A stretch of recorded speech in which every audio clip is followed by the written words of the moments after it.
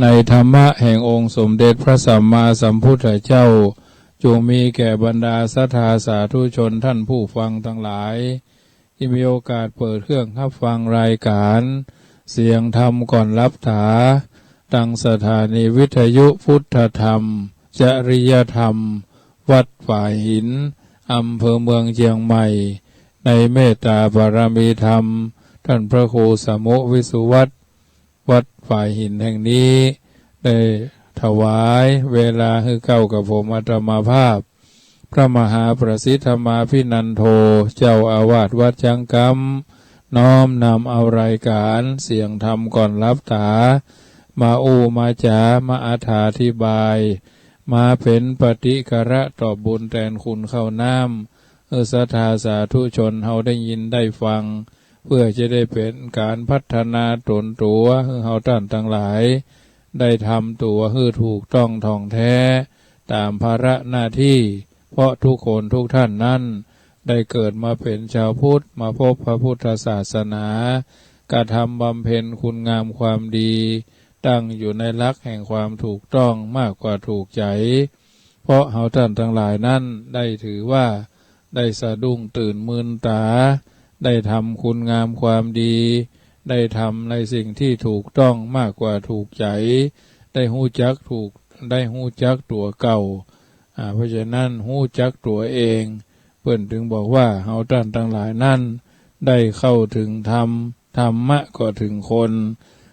ถึงธรรมธรรมถึงคนผลจะเกิดสิ่งประเสริฐคือปัญญาคุณค่ายิ่ง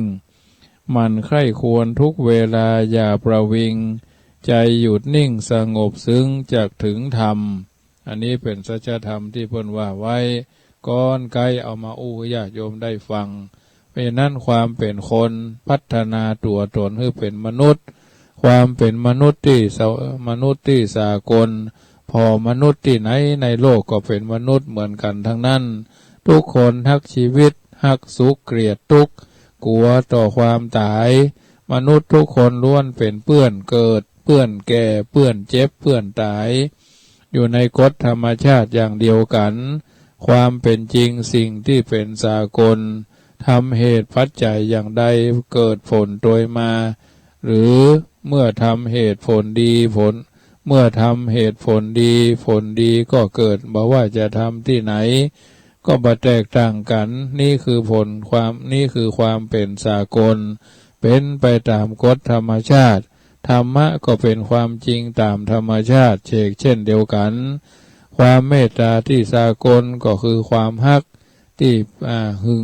ความฮักที่เคารพนับถือมากกว่าความฮักที่หึงหวงแหน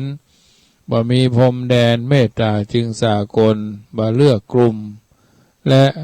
บ่เลือกกลุ่มเราและหากทำ3 สิ่งนี้เป็นสากลบ่ได้สันติภาพแท้จริงก็บ่เกิดความเป็นมนุษย์ที่สากลความเป็นจริงที่สากลความเมตตาที่สากลเพราะฉะนั้นท่านสาธุชนท่านผู้ฟังทั้งหลายรายการเสียงธร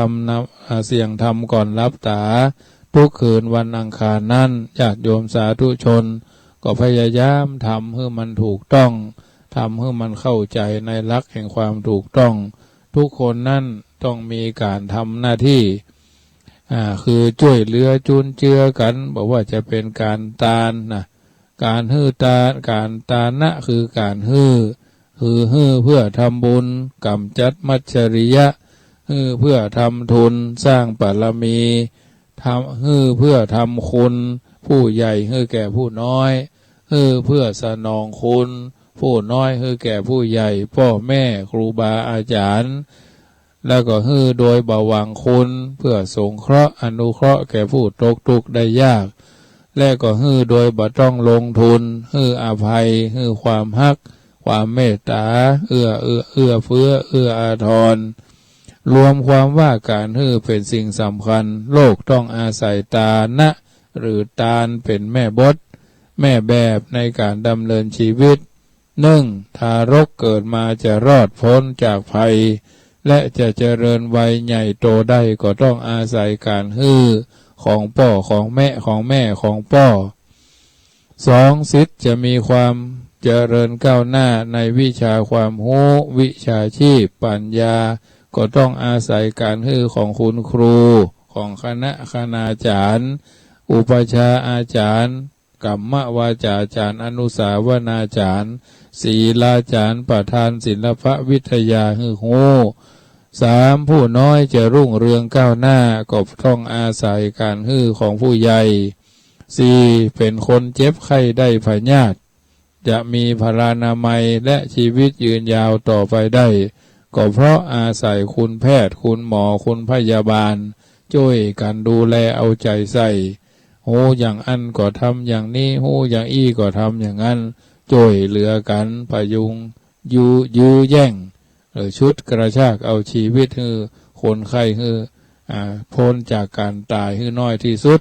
ตายจ้าที่สุดว่าอันเถอะเนาะ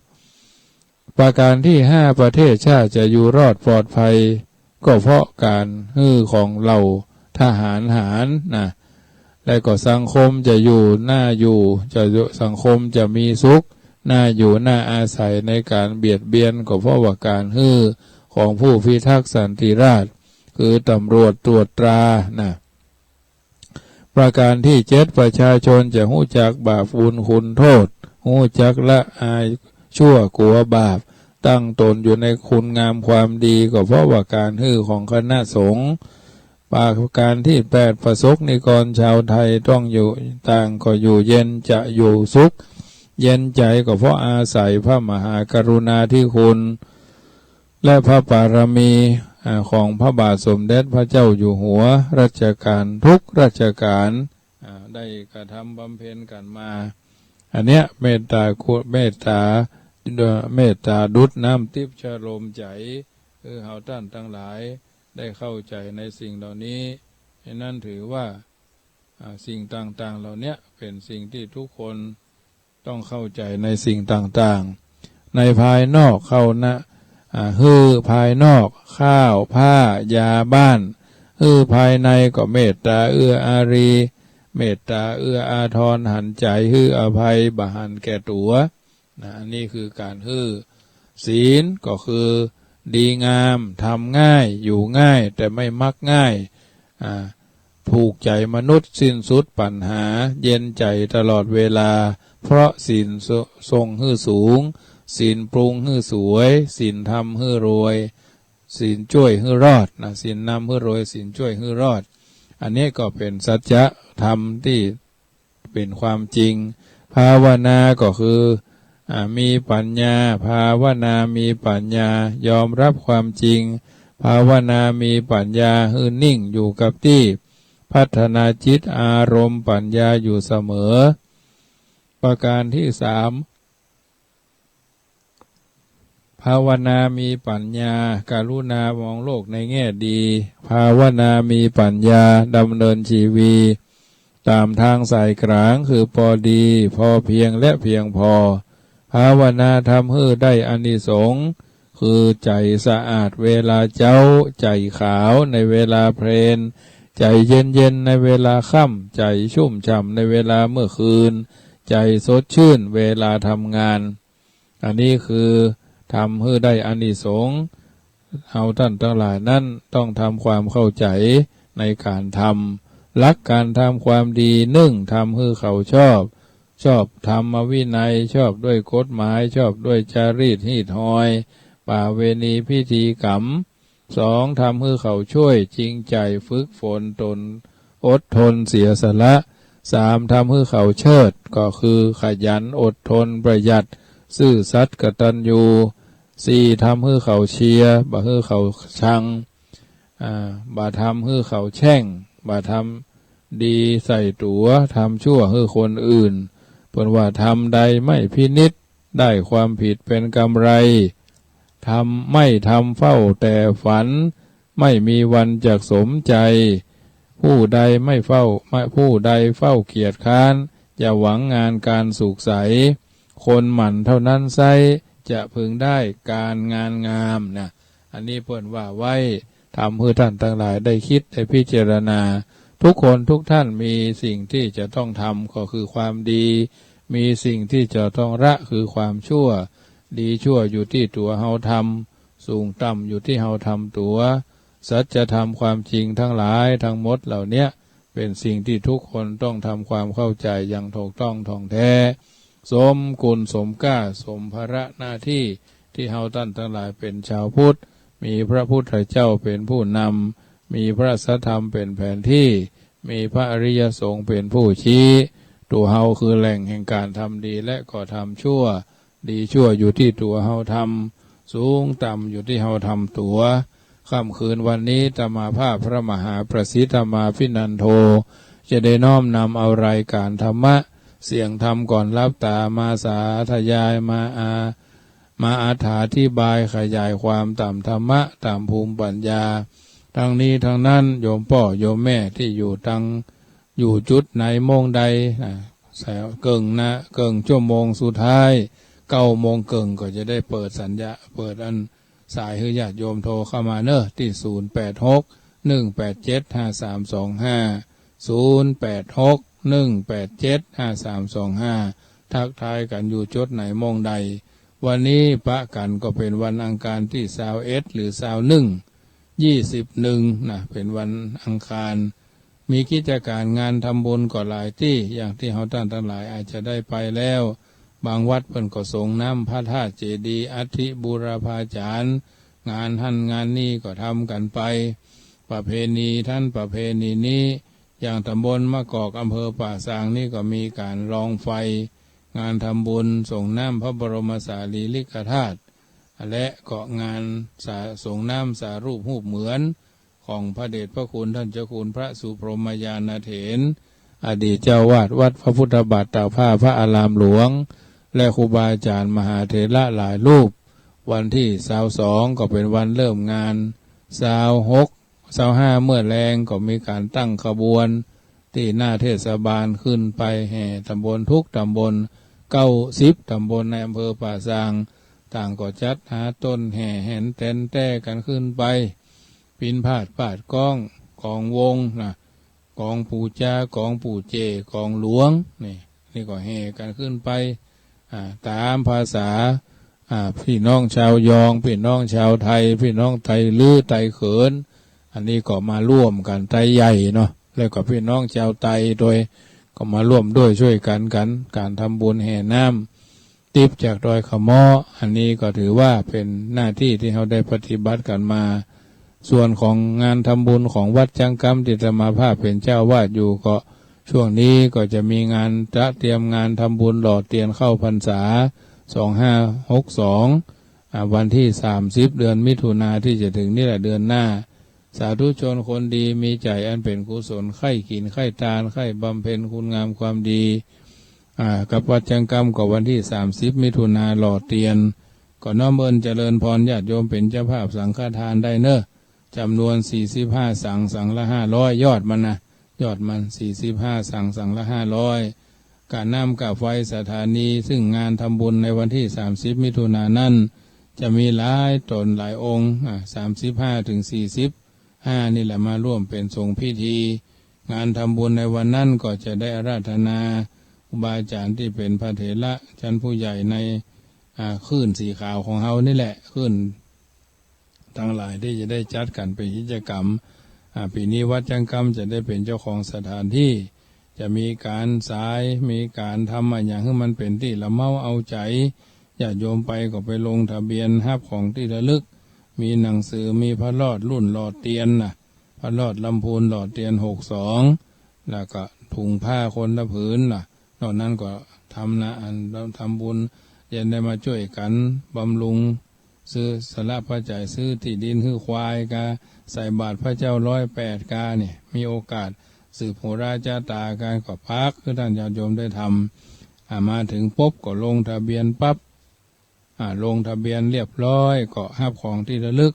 เอาจะไปสืบชะตากานั่งตรงนั้นตรงนี้ก็น้อมเอิญเจริญพรได้แล้วก็เอาได้ไม้หีบหรือแบงไม้หีบกีบแบงเนาะไม้หีบกีบแบงก็เอาไปเสียบบัตรจ่ายเขาเกิดปีนูก็พักปีนูเขาเกิดปีงัวก็พักปีงัวปีไผ่ปีมันถึงเวลากำหนดกฎเกณฑ์พระเจ้าพระสงฆ์ที่จัดรายการก็จะได้ร่วมกันจำเริญพระพุทธมนต์ทั้งในตำบลนอกตำบลมาร่วมกันที่นี่ ก็ร่วมปันกว่าชีวิตนะถึงว่าธรรมาท่านเดินทางมาได้น้ำจิตน้ำใจจากคณะสงฆ์วัดจังกำมีอาตมาภาพพระมหาประสิทธิ์เป็นต้นเป็นประธานก็จะได้ยืนยงองค์การประกาศให้เทวุตเทวดาวานอินวานพรหม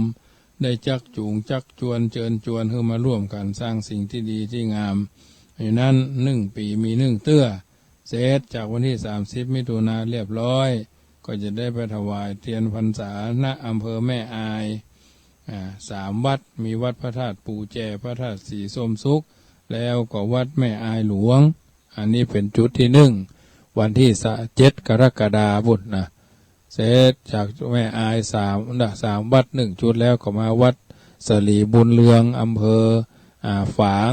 วัดสลีบุญเรืองนี่ก็มีวัดพระธาตุม่อนปินในเครือข่ายพระธาตุอุบาบาทอุดมแล้วก็วัดสันต้นเปา3 วัดจุดที่2ที่วัดสลีบุญเรืองอำเภอฝางจุดที่3ก็ที่วัดป่าไม้แดงอำเภอชัยปราการก็มีอยู่3 วัดจุดที่2วัดสลีบุญเรืองนะวัดพระธาตุม่อนปินวัดสันต้นเปา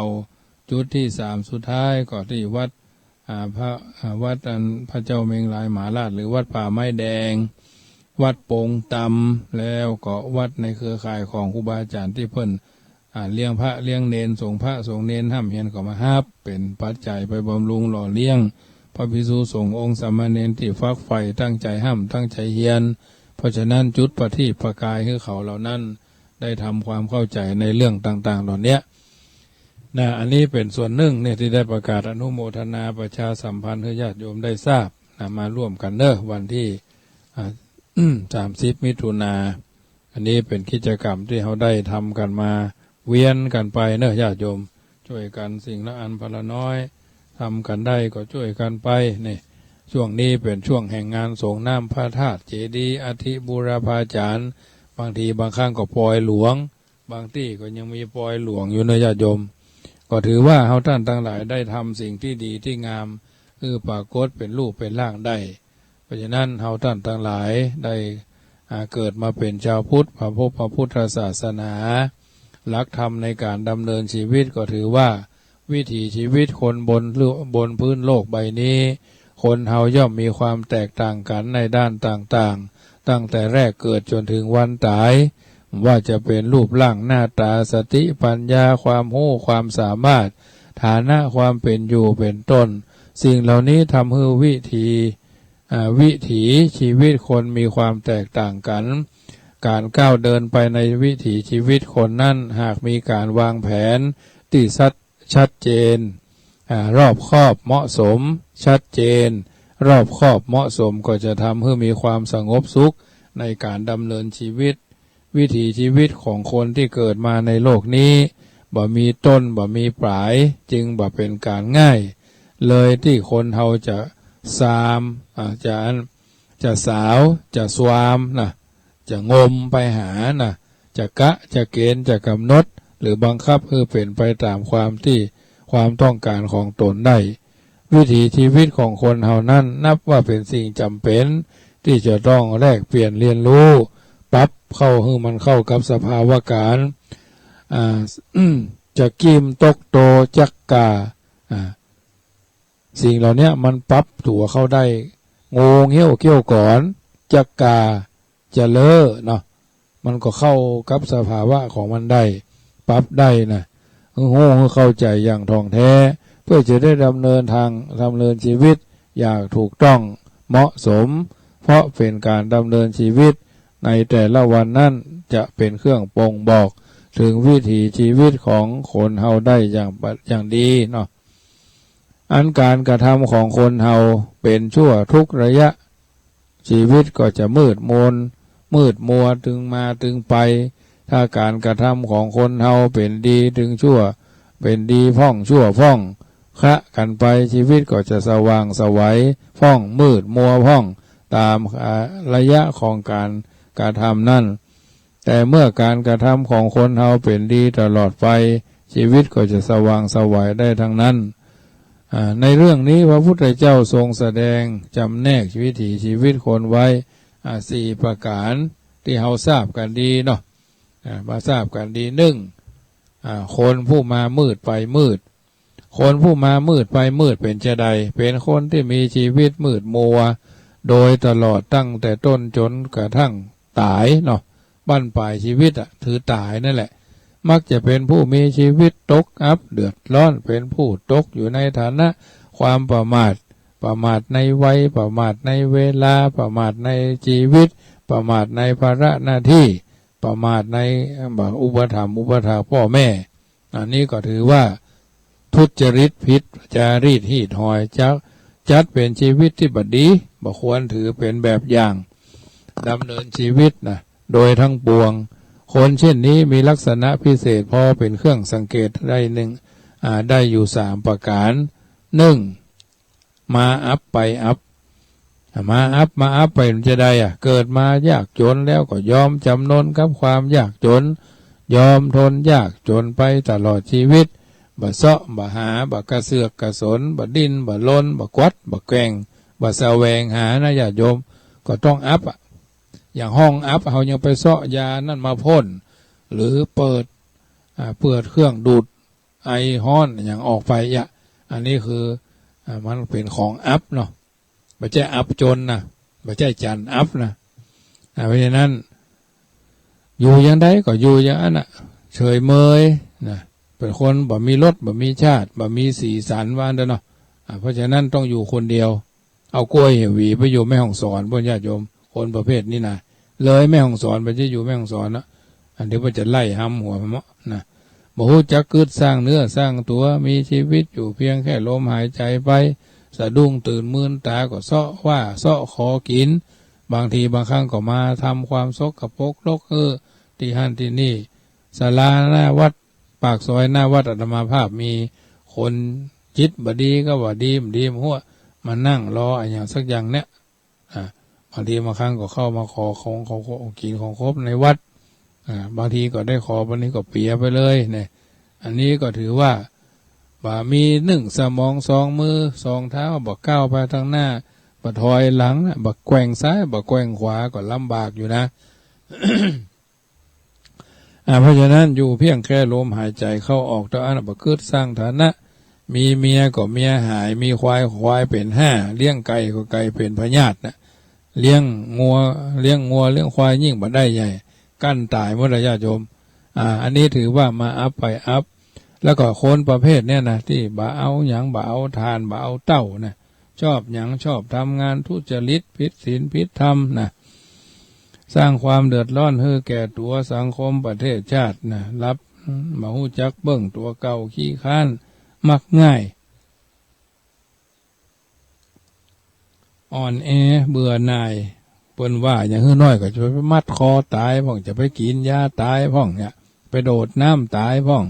เปิ้นว่าเสือก็ยังบ่ว่าพระเจ้าอยู่มันจะไปเป็นเรื่องญาติโยมเพราะฉะนั้นนักก็บ่เอาเบาก็บ่สู้อยู่ห้องแอร์วันค่ำแจ้ตัวเก่าแข็งแข็งจะเพราะเป็นหนาวมักมีข้ออ้างเสมอว่าหนาวเกินไปห้อนเกินไปหิวแล้วกระหายน้ำเจ้าสายบ่าย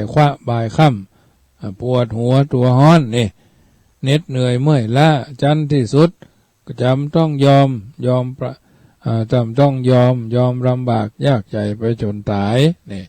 อันเนี้ยคือประเภทที่1มาอัพไปอัพประการที่2แล้วมาด้อยไปด้อยเป็นว่าคนโง่ชอบขี้โอ้ชอบเบ่งชอบอวดตัวว่าฉลาดสุดยอดไม่รู้ว่าตัวโง่รู้อะไรเล็กน้อยก็มักนึกภูมิใจนึกว่าตนหู้ทุกอย่างและขี้ค้านทำงานน่าอาณาใจแต่เปิ้นจึงบอกว่าอละสัสสะกุโตสิปังอภิสิปัสสะกุโตทนังอะทะนัสสะกุโตมิตตังอะนิมิตตัสสะกุโตสะสุขังคนเกียจค้านจะมีศิลปวิทยาได้แต่ที่ไหนคนไม่มีศิลปวิทยาจะมีทรัพย์ได้แต่ที่ไหนคนไม่มีทรัพย์จะมีมิตรได้แต่ที่ไหนคนไม่มีมิตรจะเตรียมความสุขได้ที่ไหนนั้นประการต่อมาร้ายไปร้ายมาร้ายไปร้ายก็คือเกิดเป็นคนมีนิสัย ร้ายโกรธง่ายว่ายากสอนยากแม้มีผู้แนะนำพร่ำกล่าวพร่ำเตือนก็ยังดื้อนะยังดื้อด้านเหมือนเดิมนะบ่เอาอย่างซักอย่างเต่าก็บ่เอาทานก็บ่เอานะพ่อแม่แนะนำพร่ำสอนในทางที่ดีชอบก็โกรธกึดว่ากึดหายิ่งประพฤติเวลาประพฤติเตียวซามต่ำช้าแสดงกิริยาบ่เหมาะสมเป็นคนต้นคดปลายตรงได้ยินก็ได้ยินได้ยนนะได้ยินได้ยนได้พบได้ปะสมบัติเสียก็ถือว่าบ่มีอะไรยังสุขภาพก็แข็งแรงดีบางบางสิ่งบางอย่างเท่านั้นน่ะแต่เป็นคนนิสัยเสียนั้นย่อมเป็นอันเสียหมดทุกอย่างมาอับไปอับมาด้อยไฟด้อยมาร้ายไฟร้ายเนี่ยอันนี้คือข้อใหญ่ข้อที่หนึ่งคือผู้มามืดไฟมืดสองผู้มามืดไฟสว่างคนผู้มามืดไฟสว่างเป็นคนที่ต่ำต้อยในเบื้องต้นแต่ก็กระเสือกกระสนดิ้นรนกวัดแกว่งแสวงหาขึ้นสู่ที่สูงได้ในภายหลังเปรียบดังคนที่อยู่ในท้องมืดแล้วก็ออกมาหับแสงสว่างภายนอกนี่แล้วก็เป็นผู้ไม่ยอมแพ้ต่อชะตาชีวิตเป็นคนขยันหมั่นเพียรขยันขันแข็งในการที่จะประสบความสำเร็จในหน้าที่การงานได้จัดเป็นชีวิตที่มีที่เหมาะสมควรได้รับการสนับสนุนยกย่องและควรถือเป็นแบบอย่างมากก็อย่างแก่การดำเนินชีวิต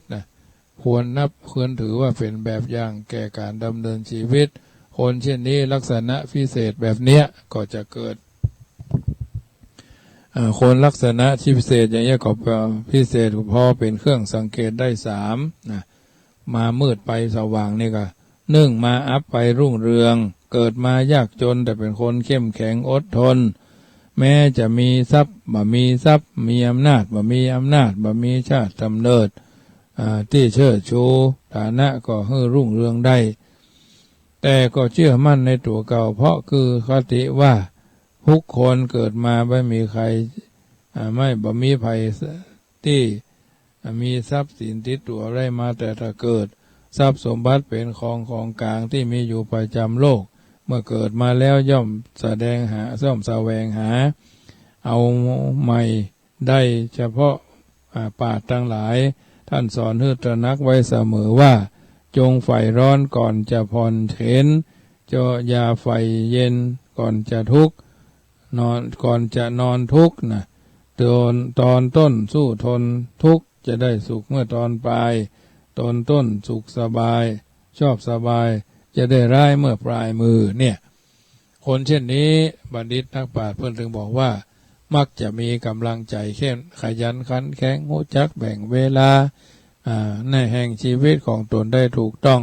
เพิ่นถึงบอกวัยแรกเรียนวิชาวัยต่อมาสร้างหลักฐานวัยชราเร่งทำบุญจะเกิดคุณตลอดกาลปางน้อยสำเนียกรู้เรียนคุณขั้นใหญ่ย่อมหาทุนทรัพย์ไว้เมื่อกลางแก่แสวงบุญทำชอบนา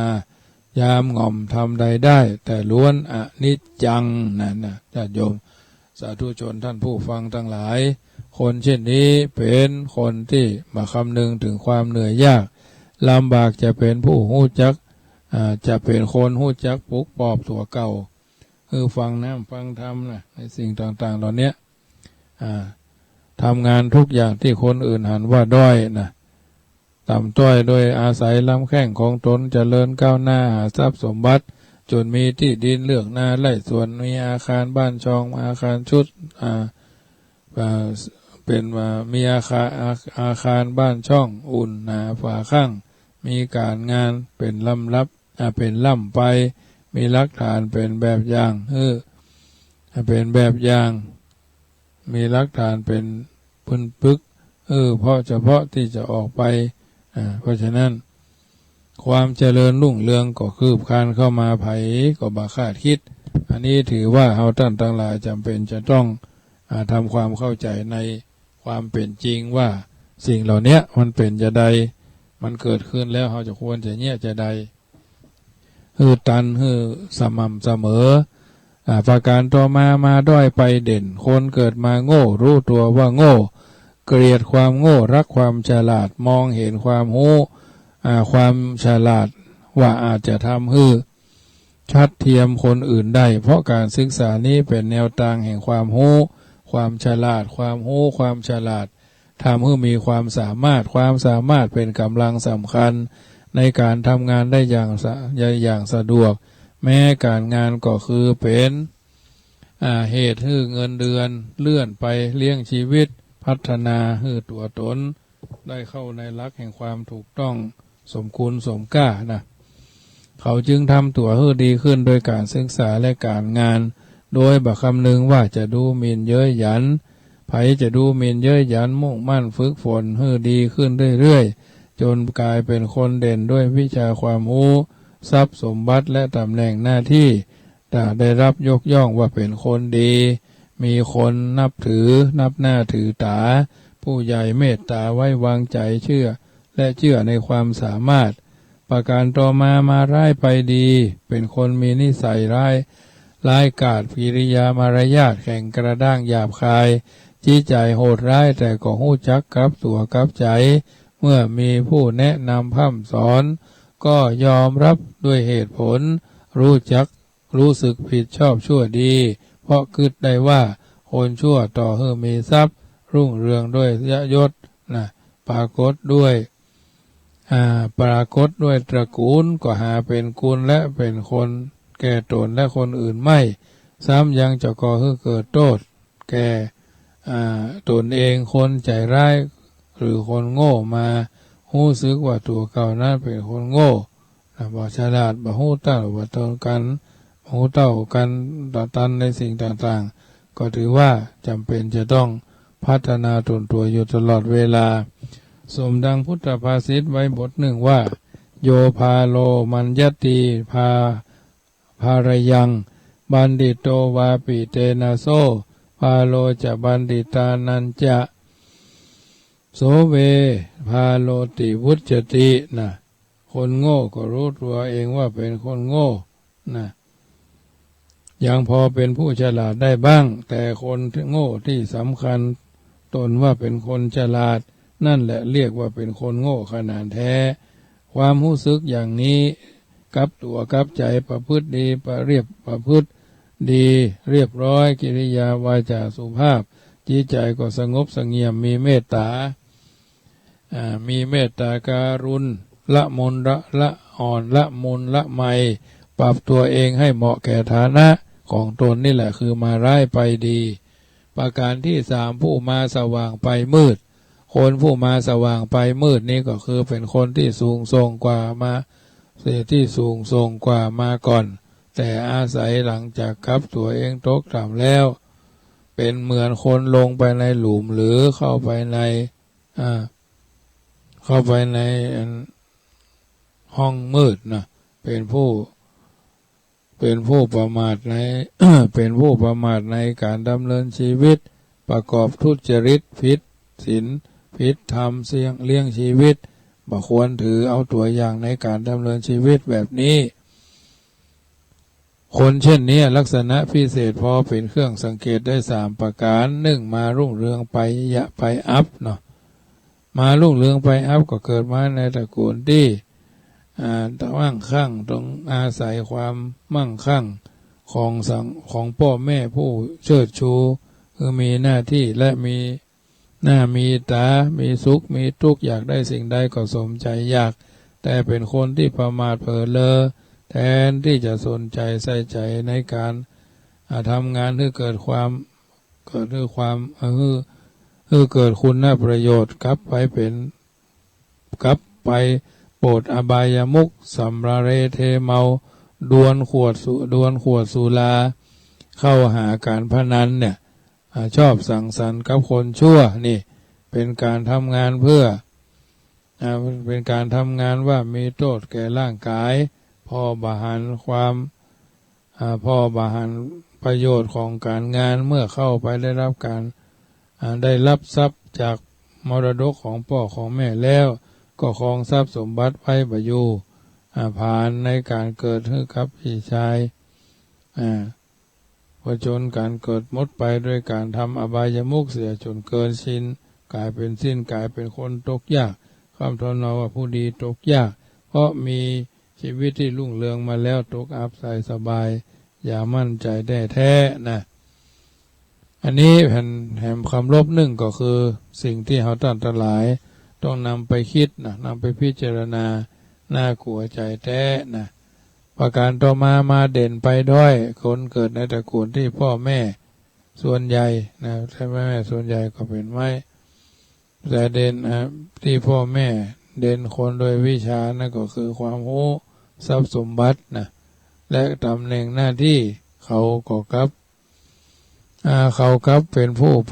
ประมาทเนาะว่าพอบาหารเลยว่าการศึกษาของการเป็นงานสิ่งจำเป็นที่เป็นงานลักนะจึงบะฮื้อความสำคัญและพอประสนใจเท่าใดนัก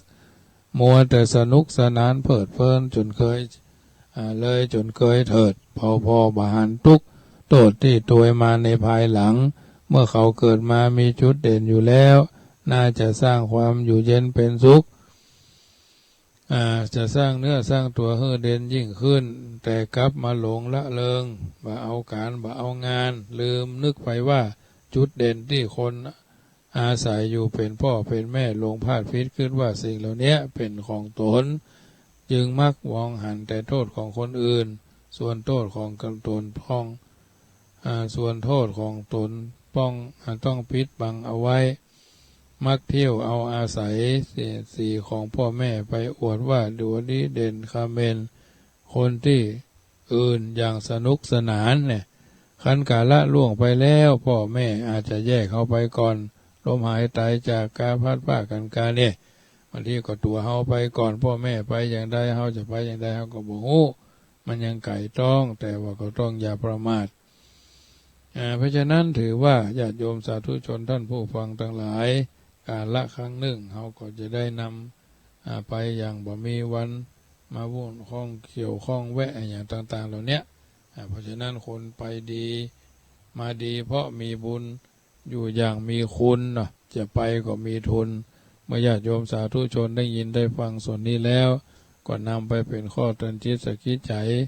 จักบ่ได้ถลำผิดพลาดคลาดเคลื่อนจากความเป็นจริงสิ่งเหล่านี้เป็นสัจธรรมที่ทุกคนจำเป็นจะต้องทำความเข้าใจแล้วก็นำไปพินิจพิจารณาเนาะอันนี้ถือว่าทุกคนนั่นมีการดำเนินชีวิตให้ถูกต้องท่องแท้ประการต่อมาญาติโยมท่านผู้ฟังทั้งหลายก็คือ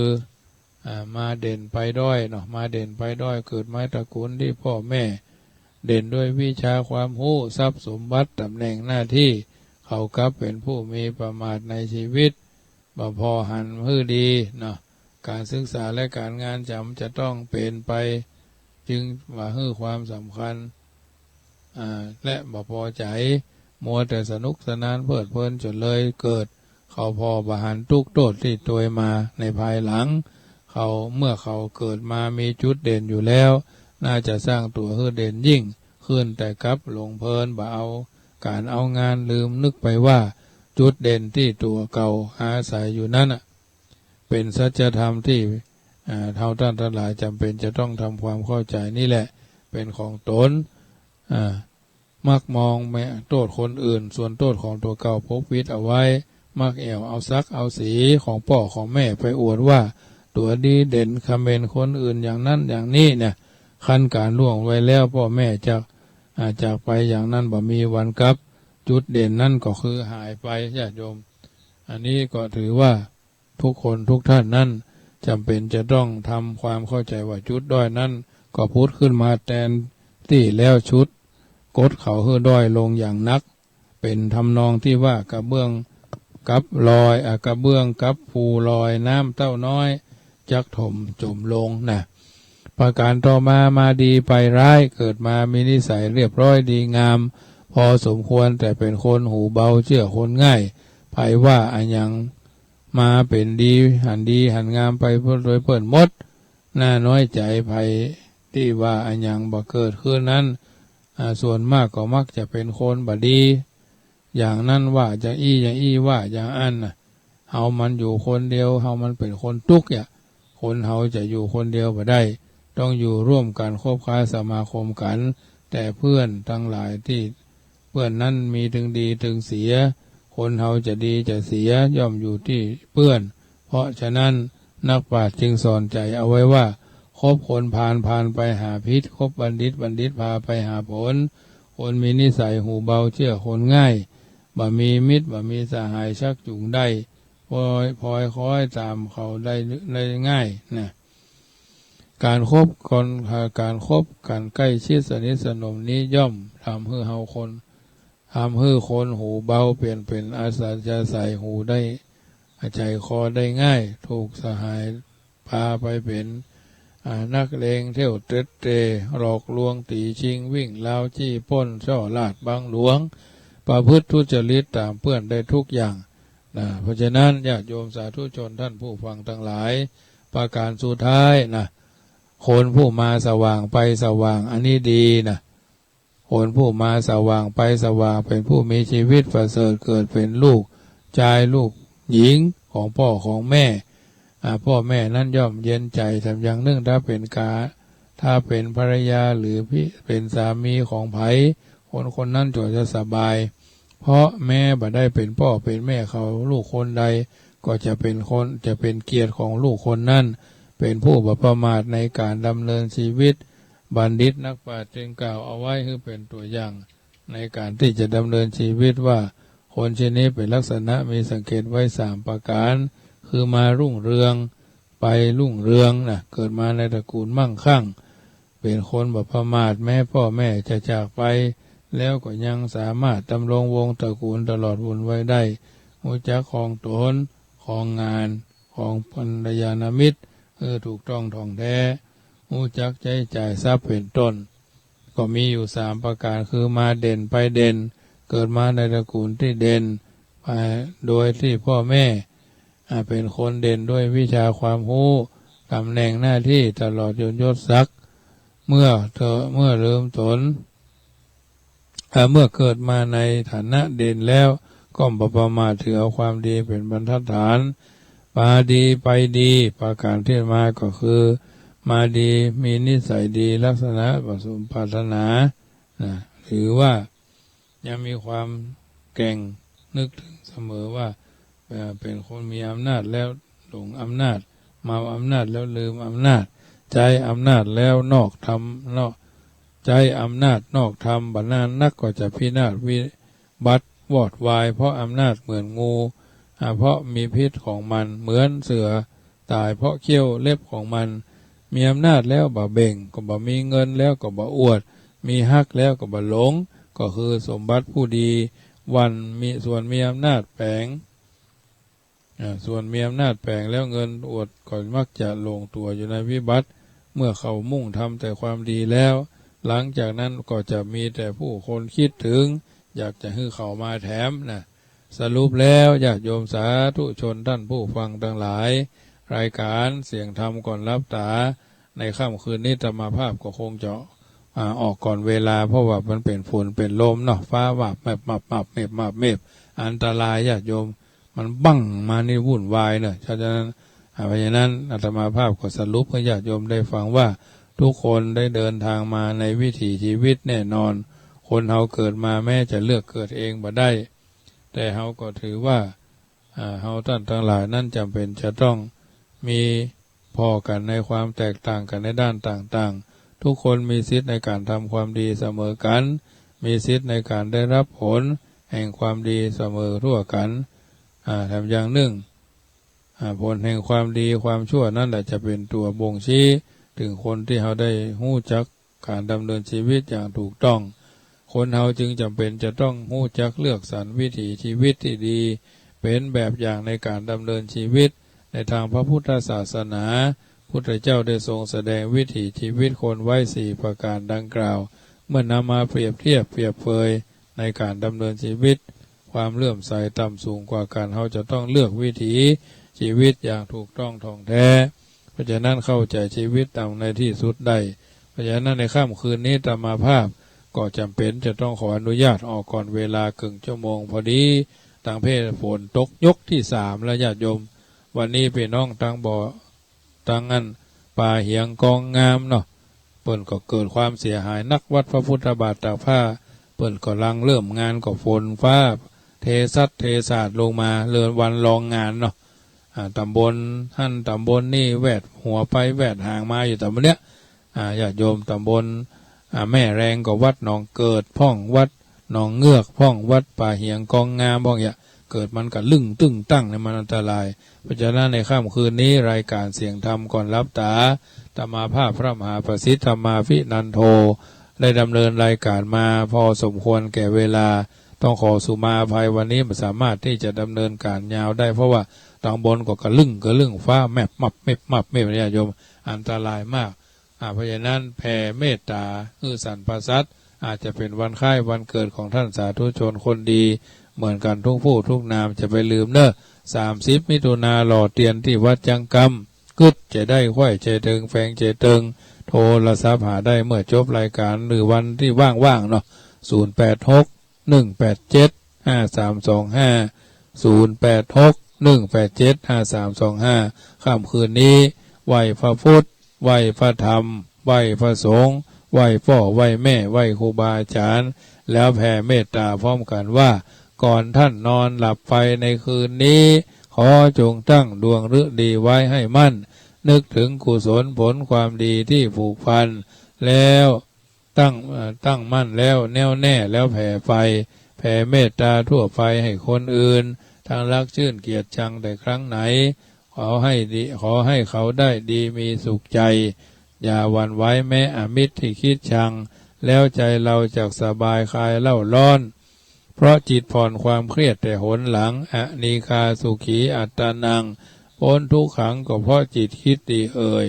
รายการเสียงธรรมก่อนรับตาธรรมาภาพพระมหาประสิทธิ์ธรรมาภินันโทวัดจังกำตำบลมะกอกอำเภอป่าซางจังหวัดลำพูนดำเนินรายการมาก็พอสมควรแก่เวลาค่ำคืนนี้รับเป็นสุขพื้นเป็นสุขกันทั่วหน้า30 มิถุนาเจอกันที่วัดจังกำเนอะขึ้น 104.50 วัดฝ่ายหินเมืองเชียงใหม่ร่วมกันหล่อเทียนจำนวน19 เล่มณวัดจังกำมีโอกาสก็ร่วมด้วยช่วยกันเนอะท้ายที่สุดนี้ขอราธนาเอาคุณพระศรีรัตนตรัยคือพระพุทธเจ้าพระธรรมพระสงฆ์พ่อแม่ครูบาอาจารย์ทานศีลภาวนาและบำเพ็ญจิตภาวนาพิบาลประทานพรคือท่านสาธุชนที่อยู่ทางบ้านรับเป็นสุขกันโดยทั่วหน้ารัตนัตยานุภาเวนะรัตนัตยเตจสาพุทโธบังซ้ายธัมโมบังขวาสังโฆบังกายาอะระหังบังเกสาอะระหังพุทโธนะโมพุทธายะตายที่สุดนี้ขอเจริญพรอนุโมทนา